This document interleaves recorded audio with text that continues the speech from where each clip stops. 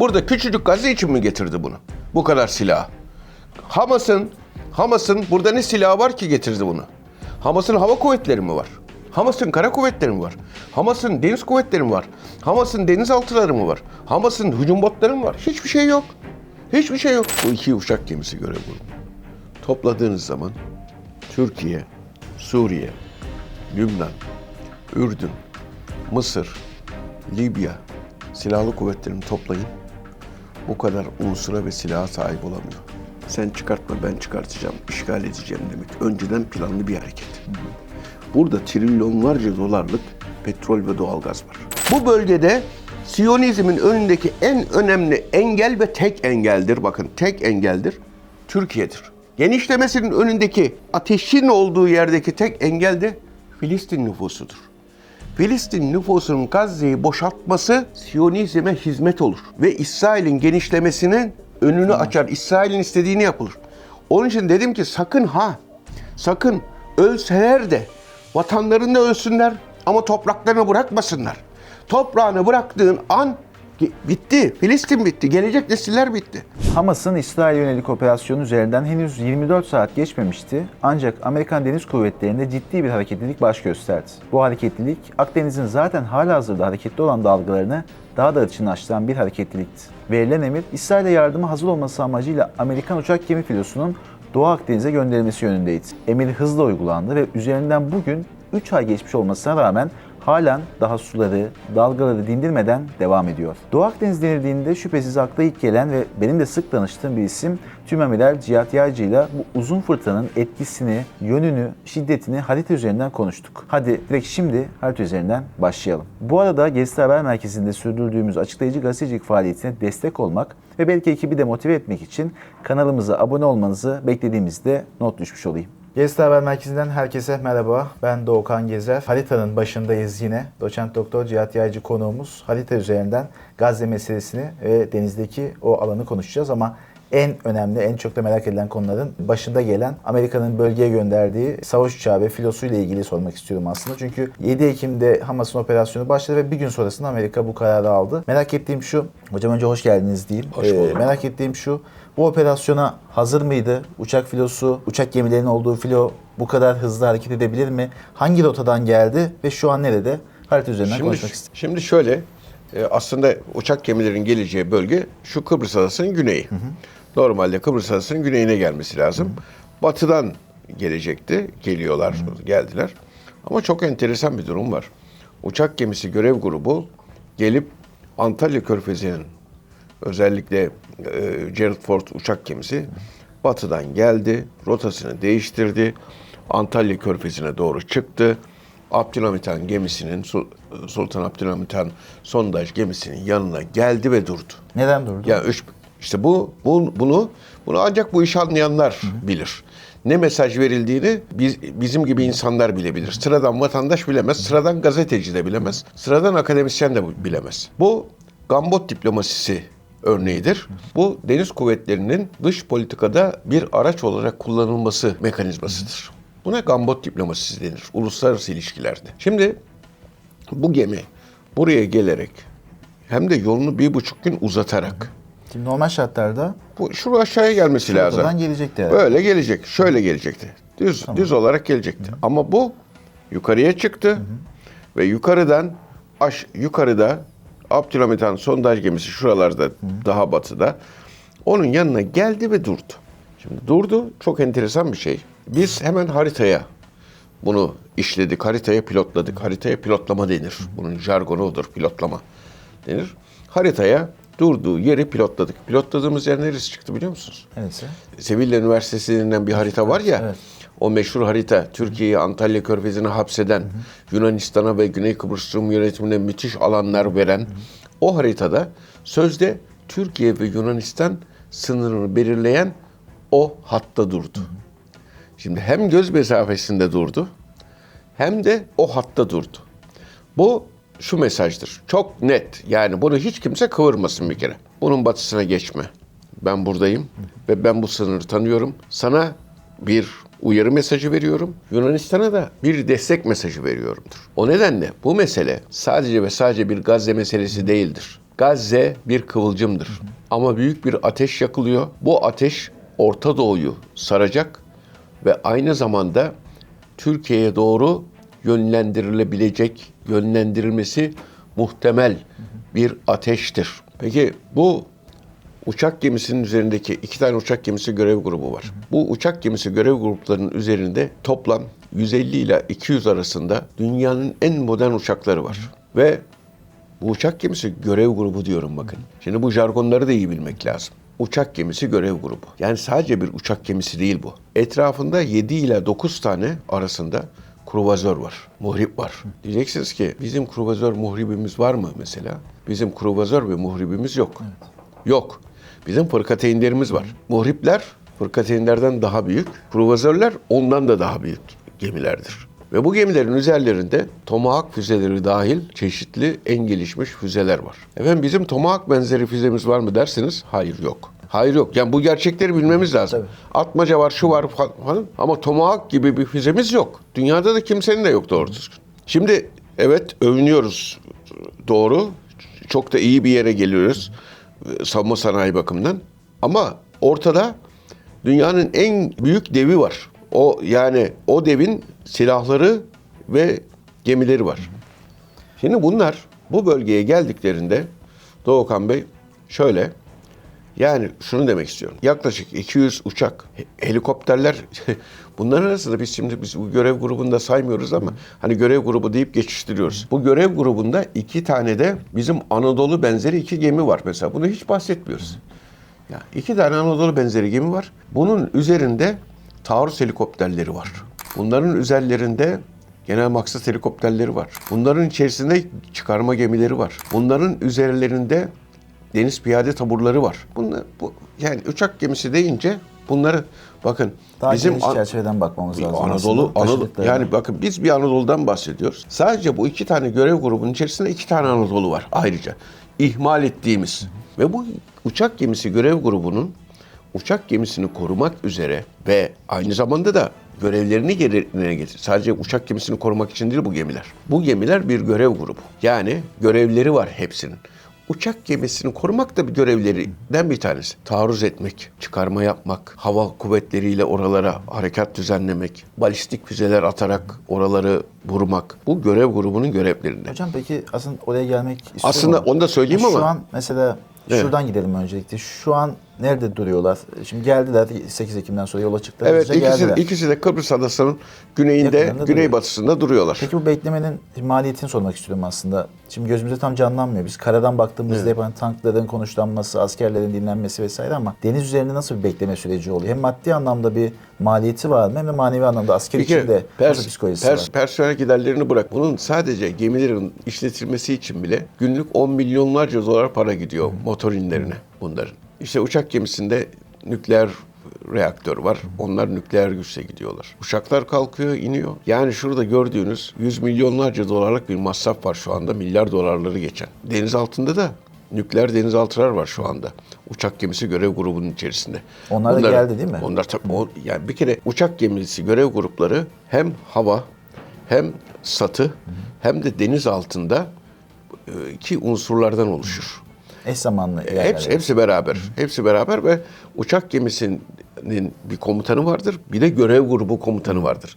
Uçak gemisi komutanı ayrıdır. Bunların hepsinin uçak gemisi, kruvazörler, denizaltılar, bunların hepsinin de üstünde bunları harekatı yöneten bir görev grubu komutanı amiral vardır. Peki burada inisiyatifi nasıl alırlar? Bir inisiyatif alma derecesine şimdi bunlar tabii derecesine göre tabii değişir ama. Bunlar hükümet kararıdır. Bunlara da kendi silahlı kuvvetlerinden mutlaka emirgiler. Yoksa bir gemi komutanı, bir görev grubu komutanı falan öyle kendi başına karar alıp da ama şunu diyebilirler mesela. Sen Suriye hava sahasının kontrolünü ele al. Veya Suriye hava sahasında bizim unsurlarımız, uçaklarımız, Ürdün'den kalkan uçaklarımız ya da SİHA'larımız harekat yaparken ona tehdit oluşturabilecek diğer devletlerin hava unsurlarına karşı tedbir al dendiği zaman onunla görev grubu komutanı o tedbiri nasıl alacağına karar verir. Üst bir başlık görev verir ama inisiyatif kendi içerisinde ondadır. Tabii. Mesela bizde harekat emri çıkar. Filo komutanlığı harekat emri yayınlar bir gemiye. Der ki şu saatte şurada ol.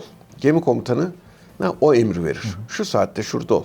Gemi komutanı ne zaman kalkacağını, ne zaman gideceğini, ne süratle gideceğini kendisi karar verir. Ama burada bu gemicilerin bu psikolojisi bakımından bahsedersek bizim gemiciler, denizciler zaten bu işlere alışıktır. Bizim gemilerimizdeki personel de 7 ay, 8 ay, 9 ay Libya harekatı esnasında çok daha fazla hiç karayı yüzü görmeden bu dünyada çok önemli bir şeydir bunu bizim deniz kuvvetlerinde bunu yapabilmesi. Bazı donanmalar vardı ki gece bile harekat icra edemezler. Gece bile denizde kalamazlar. Biz 7-8 ay, 9 ay hiç karaya çıkmadan kalabilen bir donanmaya sahibiz. Amerikan donanması da öyle bir donanma. Amerikan donanmasını bilmeyenler için biraz daha açıklasın. Amerikan donanması bu bir şehirdir aslında.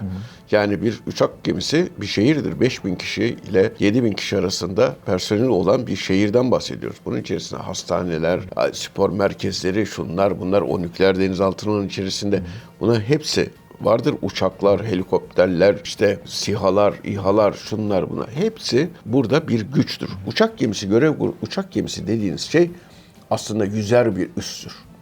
Yani siz mesela bizim Türkiye'nin bir uçak gemisi olmuş olsa hem bir deniz üssüdür yürüyen hem de bir hava üssüdür yürüyen. Buna güç aktarım kabiliyeti denir. Yani mesela bizim Anadolu ile kazandığımız şey de budur. Neden? Anadolu'nun üzerinde bir amfibi deniz piyade taburu vardır. İçinde gemiler vardır. Üstünde helikopterler, saldırı taarruz helikopterleri, genel maksat helikopterleri, keşif gözetleme karakol helikopterleri, DSH denizaltı savunma harbi helikopterleri vardır. İHA'lar, SİHA'lar vardır. İnşallah dikey iniş yapabilen uçaklarımız da olur. Onlar da beraber siz aslında bir yerden üstünüzü alırsınız. Yani düşünün şimdi mesela. Gölcük üstünü aldınız, bir yere Libya'nın önüne götürüyorsunuz gibi düşünün. Hareket alanı veriyor aslında size. Tabii oraya gidiyorsunuz. Uçaklar uçuyor ve tekrar Türkiye'ye dönmek zorunda değiller. Dolayısıyla 3-5 dakika Libya'nın üzerinde kalacağım, tanker uçağı gelecek, öyle bir durum yok. Sen oraya götürüyorsun, artık senin orada üssün var demektir. Peki hocam burada Amerikan, şimdi bir şehir benzetmesi yaptınız, Evet. güzel de bir benzetme oldu. Hangi alanda şu an o şehri kurma aşamasında diyelim, operasyondan sonra Yani geldi? o gemilerin içerisindeki şehirden bahsediyorum ama şimdi sadece şunu söyleyeyim. Bu uçak gemisi görev gruplarının toplamındaki uçaklar, gemiler, füzeler, şunlar bunlar her şey tahrip gücü ve unsur bakımından. Bu iki uçak gemisi görev grubu. Topladığınız zaman Türkiye, Suriye, Lübnan, Ürdün, Mısır, Libya silahlı kuvvetlerini toplayın. Bu kadar unsura ve silaha sahip olamıyor. Tüm bölgedeki aktörlere göre. Aktörlerin toplamından daha fazla bir tahrip gücüne sahip burası. Burada aslında şunu Evet, sormak. bunu şimdi söyleyen de şöyle söylüyor. Diyor ki ya amiralim öyle söylüyorsunuz, Amerika'dan mı korkuyorsunuz? Kardeşim bu Amerika'dan korkma meselesi değil. Bu burayı okuma meselesi. Cahilce söylemeyin bize. Amerika'dan mı korkuyorsunuz? Kardeşim bu bir gerçek. Adam buraya gelmiş ve buradaki toplam, buradaki kendi gücü getirdiği güç buradaki bütün ülkelerin gücünden daha fazla. Adam ne yapmak istiyor? Bunu çözümlemelisin. Yoksa kahve ağzıyla konuşabilirim ben de. Ne olacak Amerika? Bilmem ne. Biz de Ya öyle değil. Adam buraya niye getirdi bunu? Şurada küçücük Gazze var. Evet. Burada küçücük Gazze için mi getirdi bunu? Bu kadar silah. Hamas'ın burada ne silahı var ki getirdi bunu? Hamas'ın hava kuvvetleri mi var? Hamas'ın kara kuvvetleri mi var? Hamas'ın deniz kuvvetleri mi var? Hamas'ın denizaltıları mı var? Hamas'ın hücum botları mı var? Hiçbir şey yok. Hiçbir şey yok. Peki bu kadar gücü buraya niye topladı? Bütün hepsini aşacak şekilde. Bu şu demektir. Ben burada yeniden bir dizayn yapacağım. Bak ben buraya bu kadar büyük bir güç topladım. Ve bu güçle sen benim yapacağım işe karşı çıkma diye topladım. Karşı çıktığın zaman ensene vururum. Ben çok kararlıyım demek bu. Benim bir kararım var. Ben 2 tane uçak gemisi görev grubunu buraya getirdim. Bir de bu tarafta 5. filon var Bahreyn'de. Oradan da etki edebilirim. Ya 3 tane uçak gemisi görev grubu toplandı burada. Aslında sadece 2 tanesi Akdeniz'de. Bir tanesi de Basra Körfezi'nde. Peki bunların etki gücünü, etki alanını çizsek de bu çemberden daha geniş bir Tabii alandan tabii. bahsediyoruz. değil Bu mi? bütün Orta Doğu'yu alır. 5. filoyu da Bahreyn'dekine koyarsanız bütün bu alanların hepsi Orta Nasıl Doğu bir dediğim. operasyon kabiliyeti sağlar böyle olası bir durum için Amerika'ya? Yani bu şu demek. Bu bir kere hava sahasını kontrol ediyorum ben demektir. Yani o da şu. Mesela örnek veriyorum. Biliyorsunuz 1 Ekim'de bize ilk defa çok enteresandır. Bu olayların işte başlangıcı aslında odur.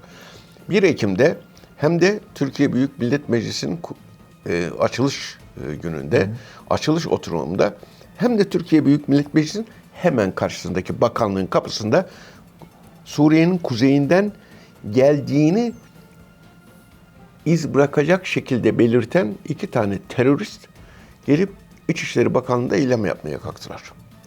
İşte orada kahraman polislerimiz bunların cevabını verdi, etkisiz hale getirdi. Ama bu bir mesajdı. Mesaj şu: ben Suriye'nin kuzeyinden geliyorum. Önceden neydi? Amerika Birleşik Devletleri ne diyordu?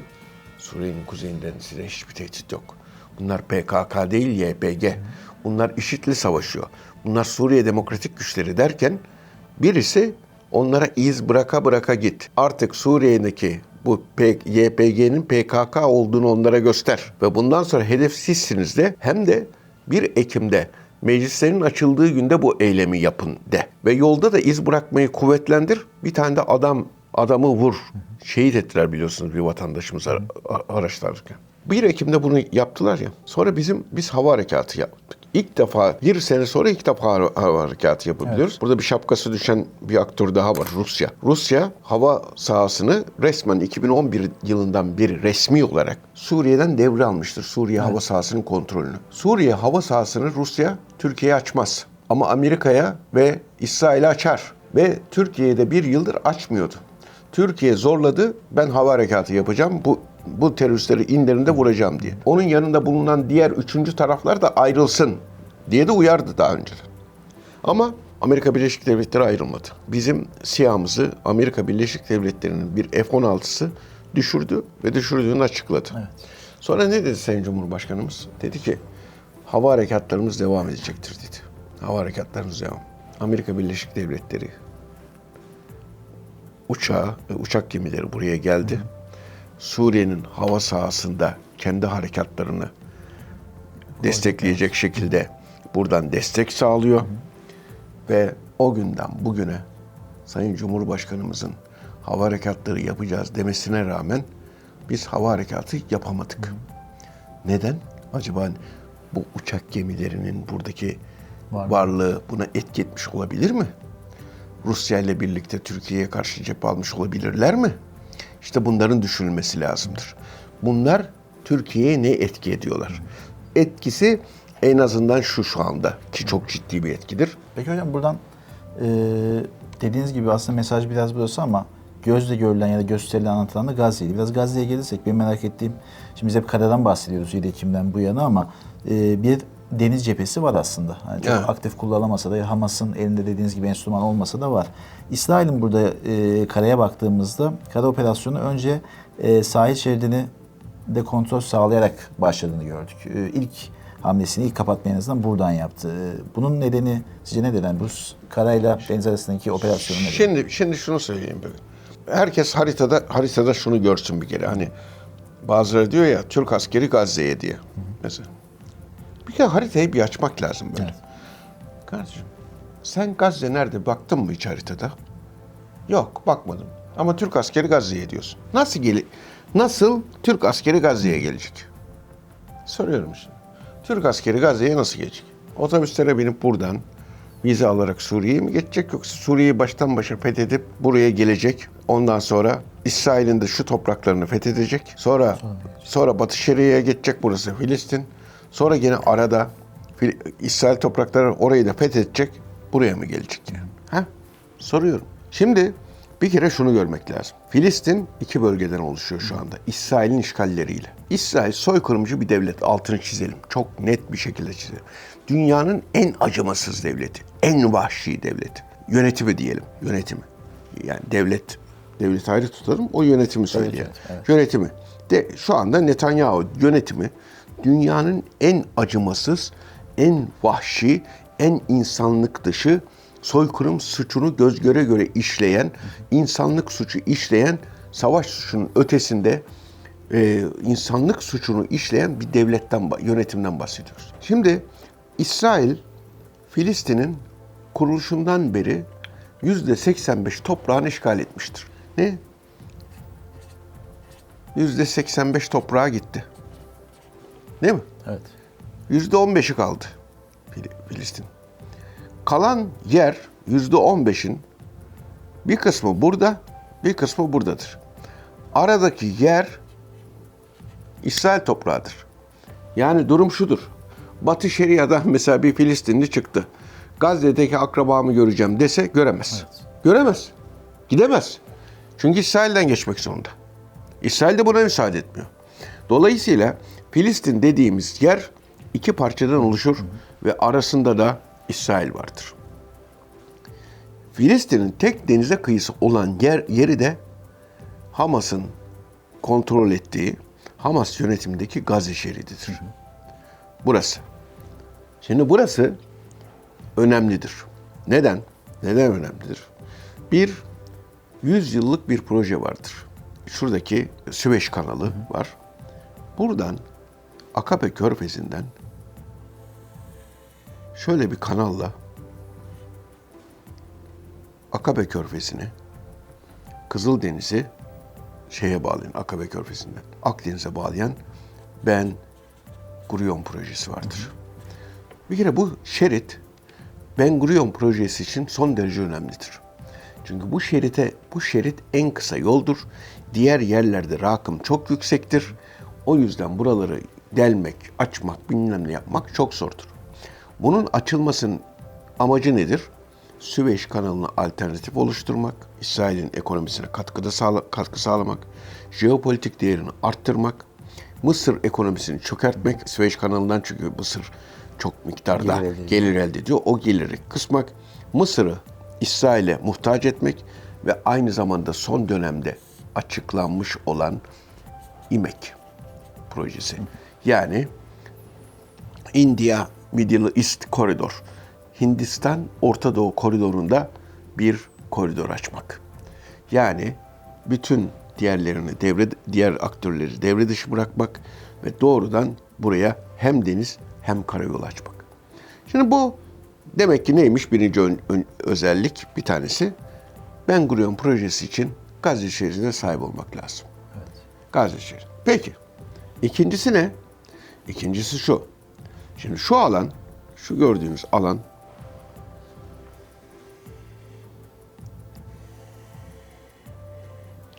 İsrail'in 2010 yılında GKR ile yaptığı anlaşmadır. Anlaşmada elde ettiği deniz alanıdır. Bu ayrı bir konudur. GKR'ye hakikaten İsrail'i dolandırmıştır. Yani İsrail'in normalde alması gereken deniz alanından çok daha az deniz alanı almasına neden olmuştur. GKR'ye Yahudi'yi bile dolandırmıştır. Düşünün, dikkat edin. Güney Kıbrıs Rum Yönetimi GKR dediğimiz. Şimdi burası da kıyı şeridi. Kıyı şeridi. Nerenin kıyı şeridi? Gazze'nin. Evet. Burası İsrail'in. Değil mi? Şöyle yapalım. Burası İsrail'in. Burası da Gazze, Filistin. Evet. Şimdi buna göre, deniz hukukuna göre aynen şöyle çıkması lazım. Bir dikey çıkması lazım değil mi? Böyle. Böyle çıkması lazım. Yani şu alan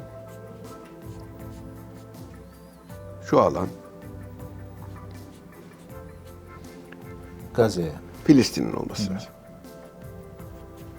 Ancak biz üçgen bir alan mı görüyoruz? Ama bu İsrail. Bunun Filistinliler bile farkında değildir. Bu İsrail ne demiştik?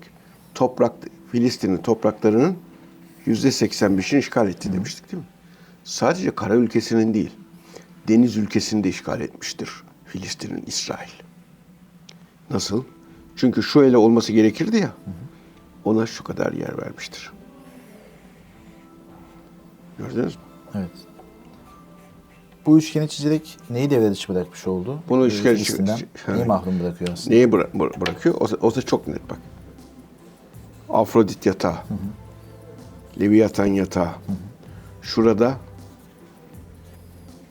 doğalgaz ve petrol yatakları var. Bunları.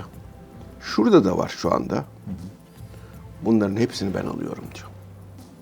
Şimdi çok enteresandır. Çok enteresan.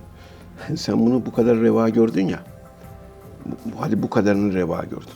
Şunun içerisindeki petrol ve doğalgazın çıkartılmasına da İsrail müsaade etmedi bugüne kadar. 13 yıldır ona da müsaade etmedi. Bu ne demek? Ne demek? Dediği şey çok basit. Sen çıkartma, ben çıkartacağım, işgal edeceğim demek. Önceden planlı bir hareket. Burada trilyonlarca dolarlık petrol ve doğalgaz var. Şimdi diyeceksiniz ki amirelim siz öyle diyorsunuz ama bunun bir verisi var mı? Verisi var. Var ama ben size başka bir veri daha sunayım. 2000 yanlış hatırlamıyorsam bu hemen geçtiğimiz yıl ya da bir önceki yıl İsrail bir karar aldı. Anayasa Mahkemesi de bunu onayladı. Çıkartılacak petrol ve doğalgazından elde edilecek gelirin %60'ı bankaya yatırılacak. Gelecek İsrail nesilleri harcaması için %60'ı. Bu ne demektir biliyor musunuz? O kadar büyük para var ki burada demektir. %40'ıyla ben idare ederim. %40'ın bile yetebildiği bir ölçüden bahsediyoruz. Ve %60'ı gelecek nesillere aktarıyorum demek. Çok ciddi bir rakam Şimdi aslında. onun için buralarda bir şey yoktur, şurada da bir şey yoktur lafları gerçekten uyutmadır, uyutmacadır. Zaten Doğu Akdeniz'deki bu mücadelenin bütün amacı enerji kaynaklarıdır. Şimdi enerji kaynakları olduğunun yani o zaman niye Türkiye bu kadar yaptırma uğruyor? Ben niye bu Doğu Akdeniz için bu kadar çırpınıyorum?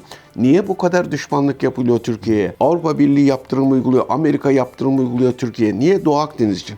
Doğu Akdeniz'de tuzlu su için mi yapılıyor bunlar? Hayır. Bakın başka bir şey daha söyleyeyim ben size. Bu petrol OPEC var değil mi? Evet. Petrol formu. Doğalgaz formu var. Katar'ın başkanlığını yaptı. Formlar niye kurulur? Sebebi şudur. Formları bir kere major üreticilerden oluşur ve petrolün ve doğalgazın satış fiyatını regüle eder o formlar. Yani o formu kurarsınız, ben petrolün fiyatıyla oynayabilirim, doğalgazın piyasayı ben ayarlarım. Evet. O kadar güçlü bir üretimim var ki benim, sahibim ki o kadar kaynağı, piyasayı ben ayarlayabilirim demektir. Peki ben soruyorum şimdi hani diyor ya bazıları Türkiye'yi dışladılar da doğalgaz formu kurdular Doğu Akdeniz'de. İkinci form dünyadaki. Ya daha doğalgaz doğru düzgün çıkmazken doğalgaz formunu sen niye kuruyorsun? Eğer bu demek ki olmasa bu form da kurulmaz. Evet. Hepsine uluslararası ilişkilerde bu tür şeyleri tersten de bakmak lazımdır. Onun için böyle bir 360 derece bakış açısıyla bakmak lazımdır. Öyle yani şöyle çıkıp da efendim Filistin atkısıyla televizyona çık, bağır. Gazze'de televizyonlara çıkıyorlar şimdi görüyoruz. Bakın şu resmi, şu haritayı gördük değil mi? Yani şurada hava sahası, PKK, YPG devleti kurulması, değil mi? Buranın bağlantı yapması, şuradan gelip ikisinin birleşmesi, burada büyük bir silahlı kuvvetlerin, silah gücünün, silah ve deniz gücünün burada olması, değil mi? Böyle koyduk. Şuradan Ben Gurion projesini çizdik. Buradan ekarte edilmesini, Süveyş kanalını çizdik. Burada İsrail Suriye'ye ve buralara genişlemeye çalışıyor. Onu koyduk. Golan Tepeleri gitmiş zaten.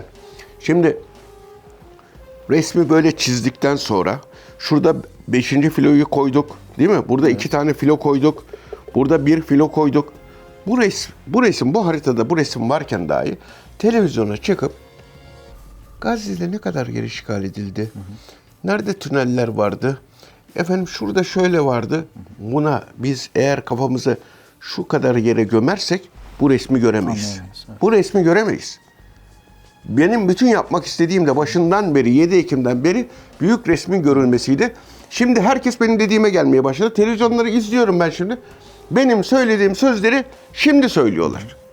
Şimdi söylüyorlar. Bakın ben başından beri dedim ki bu bir vaat edilmiş topraklar operasyonudur. Buradan başlayan ateş böyle gidecek dedim. Ve Irak, Suriye'den sonra hedef Türkiye'dir dedim. Irak gitti, Suriye gitti. Şimdi hedef Türkiye'dir dedim. Şimdi 2-3 gündür bu laflar dönüyor.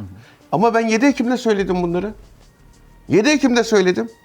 Mesele Filistin meselesi değil. Kafanızı Gazze'den çıkartın dedim. Gazze'den çıkartın. Bu bölgede Siyonizmin önündeki en önemli engel ve tek engeldir. Bakın tek engeldir. Türkiye'dir. Genişlemesinin önündeki ateşin olduğu yerdeki tek engel de Filistin nüfusudur. Filistin nüfusunun Gazze'yi boşaltması Siyonizme hizmet olur. Ve İsrail'in genişlemesinin önünü açar. İsrail'in istediğini yapılır. Onun için dedim ki sakın ölseler de vatanlarında ölsünler ama topraklarını bırakmasınlar. Toprağını bıraktığın an bitti. Filistin bitti. Gelecek nesiller bitti. Efendim ölsünler mi? Ölsünler tabii. Neden ölsünler? Benim atalarım nasıl Çanakkale'de öldüyse, Anadolu'da İstiklal Harbi'nde öldüyse ve bu toprakları bana bıraktıysa onlar da canları pahasına bıraksınlar. Yani bizim liselerimiz, ortaokullarımız mezuniyet vermedi ya. Mezun vermedi ya. İstiklal Harbi'nde, Çanakkale Harbi'nde kaç nesil gitti ya? Kaç nesil gitti? Bir kere şunu, kimi örnek alacaklar? Alacakları örnek de Türk milletidir. Evet. Türk milleti vatanı ve bayrağı için, namusu ve şeref için, üç şey için, vatanı bayrakla birlikte tutuyorum. Üç şey için hiç düşünmeden ölür. Hiç düşünmeden ölür. Şu laf, Araplar bunu yapabilirler. Efendim öleceğimize terk edelim. Türk milleti öyle değildir. Filistin'de Türkleri örnek alsın. Türkleri örnek alsın ve onu da tekrar buradan söylüyorum. Filistinleri Türkiye'ye tahliye edelim diyenler varsa bilin ki İsrail hizmetkarıdır. Ve bilin ki müthiş bir batı baskısı vardır. Onun için tahliye etmeye kalkılıyor demektir. Bakın bunun vebali çok büyük olur. Buranın ne olursa olsun boşaltılmaması lazımdır. Ne olursa olsun. Dediğiniz gibi ilk günden beri aslında gündemde olan oydu ama hani İsrail'in de istediği oydu. Tabii. Hamas'ın ve Filistinlerin aslında bölgeyi boşaltması, bölgenin biraz daha ki Netanyahu da çok açık söyledi zaten yıkıp baştan yapmak istiyorum diye bir projesi de olduğunu da yıkıp baştan yani diyor ki ben diyor yok edeceğim. Burasını artık alıyorum diyor. Evet. Gazze ya bu o kadar acıdır ki şu Batı Şeria'da onu da halkımızın anlaması için söylüyorum. Burada El Fetih vardır. El Fetih yönetimi. Mahmut Abbas buradadır. Evet. Burada Hamas vardır. Hamas bir federatif yönetim gibi düşünebiliriz. Gazze'yi. El Fetih'teki Mahmut Abbas'ın altında burası da vardır. Bu Mahmut Abbas denilen adam ne dedi biliyor musunuz? Gazze'yi Hamas'tan temizleyin, burayı yönetmeye adayım dedi. Evet. Soykırıma devam edin dedi ya. Evet. Hamassız planı o da ya Hamassız plan ne demek biliyor musunuz Hamassız plan? Filistinsiz demek. Burası artık İsrail'in demek. Burası İsrail. Adı Hamas olur, Mamas olur, Tamas olur. Fark etmez. Önemli olan burada İsrail'e teslim edip etmemek meselesidir. Edip etmeme meselesidir. Oyun içinde oyun vardır. Hamas'ın yaptığı eylem ne kazandırmıştır sorulmak lazımdır. Hamas saldırıyla ne kazandı? Hiç kimse bunun meşrulaştırıp makul göstermeye çalışmasın. O kadar baskı vardı, bilmem ne vardı falan. Bunlar çok iyi düşünülmesi gereken şeylerdir. O zaman Sayın Cumhurbaşkanı da desin ki Yunanistan bize şöyle yapıyor, savaş açtım desin, girelim hadi. Hadi girelim. Neden? Çünkü bir sürü dengeyi muhafaza etmek zorunda. Milletini tehlikeye atamaz. Devletini tehlikeye atamaz. Sen şimdi kime hizmet ettin sen şimdi? Kime hizmet ettin? İster istemez. Evet. Kime? Ya bunların hepsinin sorgulanması lazımdır. Çok tehlikeli işler bunlar. Evet. Aslında bir uçak gemisi ve filosunun olduğu yerden tüm biraz bölgeyi yorumlamış olduk bu vesileyle.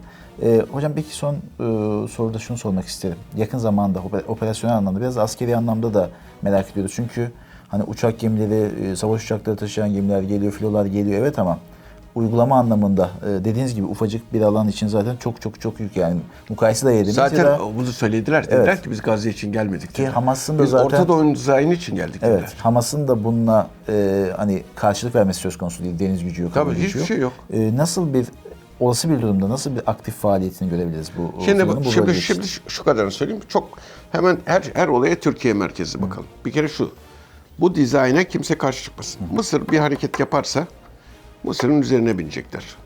Buradan kaldıracaklar. İsrail'e karşı işte İsrail'in güvenliğini sağlıyoruz diyecek. Bakın Mısır hiç hareket edebiliyor mu? Edemiyor. Ürdün'ün zaten hareket edecek bir kabiliyeti yok. Lübnan zaten kendi derdine düşmüş. Lübnan gidiyor. Beyrut'u bombalıyor. Her yeri bombalıyor İsrail. Bu Lübnan'ı kontrol altına aldı. Biz PKK, YPG orada olmuş olmasına rağmen Cumhurbaşkanımız hava harekatı yapacağız demesine rağmen biz de hava harekatı yapamıyoruz. Olası bir durumda Türkiye mesela PKK, YPG'ye o bölgede hava harekatı düzenlemeye başladığı zaman o zaman şapkalar düşer. Yani onun için Türkiye bıçak sırtında. O nedenle Türk devletini böyle duygusal hareketlerle yönlendirmemeye çalışmak lazım. Yani gerçekten bu yumurta küfesi devleti yönetenlerin sırtında her şeyi birlikte hesaplıyorlar. O nedenle devletin dış politikasına her bakımdan destek olmak lazım. Bu meseleyi özellikle hem iktidar hem muhalefet için söylüyorum. İç politika malzemesi yapmamalılar. Şu anda içte bir yumruk olarak dış politikada hükümeti, devleti çünkü şu anda hükümet destekliyor. Çünkü bu bir beka durumudur. Hakikaten Türkiye Cumhuriyet'in kuruluşundan beri en tehlikeli dönemeçlerden bir tanesine gelmiştir. Bir virajdadır. Bu viraja isteyerek ya da istemeyerek sokulmuştur. Onun için bu virajda bir birlik içerisinde olmalı. Şoförün yanlış dümen kırmasını, direksiyonu yanlış kırmasını neden olmamalıyız. O nedenle hepimiz şoförün arkasında durmak durumundayız dış politikada. Eskiden böyleydi. Eskiden sizler bilmezsiniz ama eskiden şöyleydi. Dış politikada tek yumruk olunurdu. Bunda herkesin suçu var. Dış politikanın hedeflerini değiştirirsen sık sık o zaman birlik beraberlik de bozuluyor. Ama şimdi birlik beraberlik zamanı. Birlik beraberlik zamanı. Şu anda herkes bir birlik içerisinde, iç cephede birlik içerisinde, dış politikada tek yumruk şeklinde kendini göstermelidir. Ve dışarıdaki bütün dostlarımız ve düşmanlarımız bizim tek yumruk olduğumuzu görmelidir. Hedef çünkü Türkiye'dir. Bakın gördüğünüz gibi Rusya güya Amerika ile düşman görüyorsunuz. Ki başından beri söylüyordum ben. Şimdi ortaya çıktı iyice.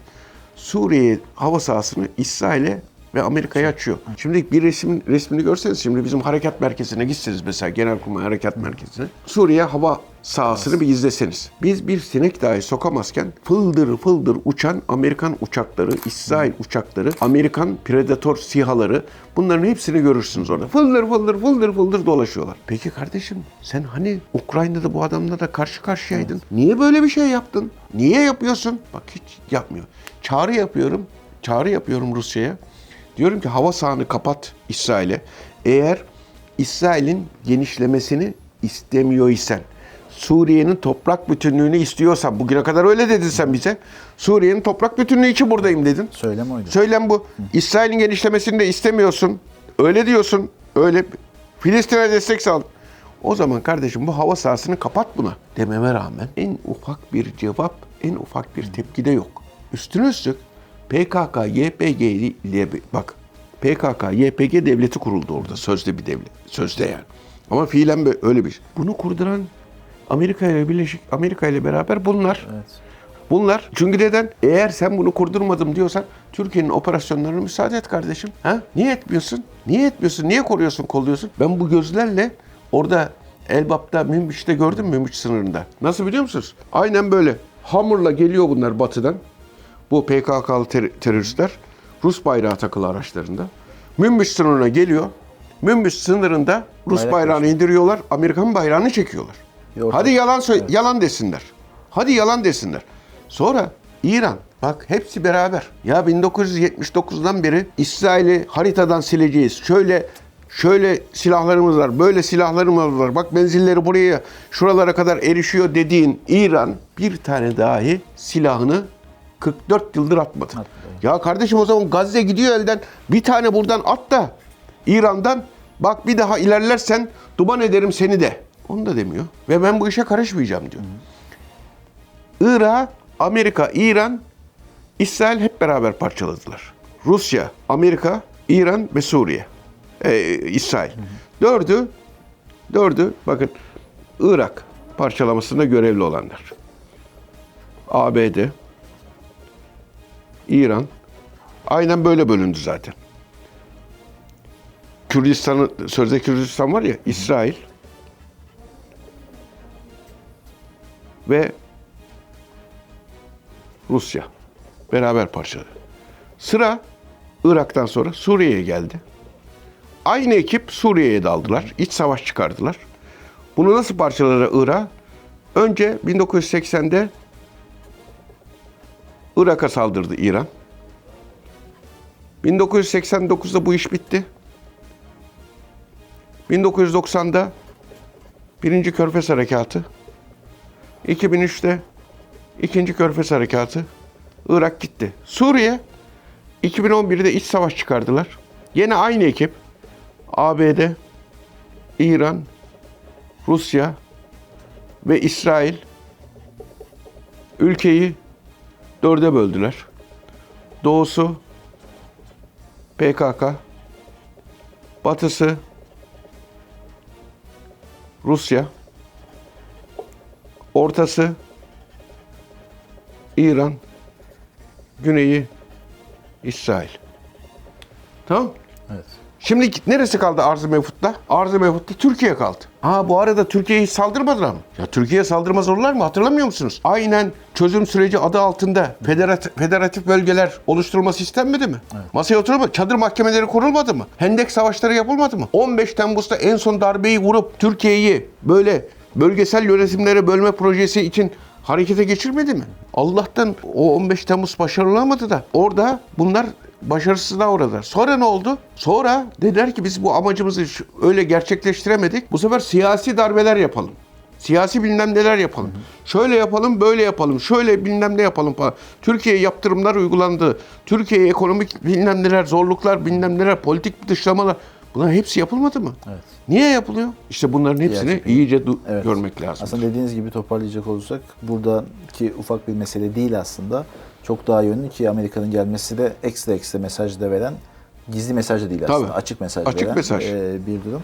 İlk bölüm böyle noktalayalım. İkinci bölümde biraz daha aslında bu sektörleri de anlatmış olacağız. Daha perde arkasındaki o kaynakların da anlamını konuşmuş olacağız deyip ilk bölümü noktalayalım. Az önce dinlediklerinizi ben dahi röportaj öncesi beklemiyordum. Tümamiral Cihat Yaycı harita üzerinden bizi jeopolitik bir yolculuğa çıkarttı. Ve Amerikan filosunun sadece Gazze için gelmediğini, Gazze'nin bir kıvılcım olduğunu ve buradan çıkacak ateşin tehlikeli boyutlarını harita üzerinde anlattı. Başta yaptığım çağrıyı, videoyu buraya dek izlemiş olanlar için de yapayım. Biz Gezdi Haber Merkezi'nde Filistin'e dair öncelikli kriz yayınımıza devam ediyoruz. Sizlerden de YouTube kanalımıza abone olmanızı bekliyoruz.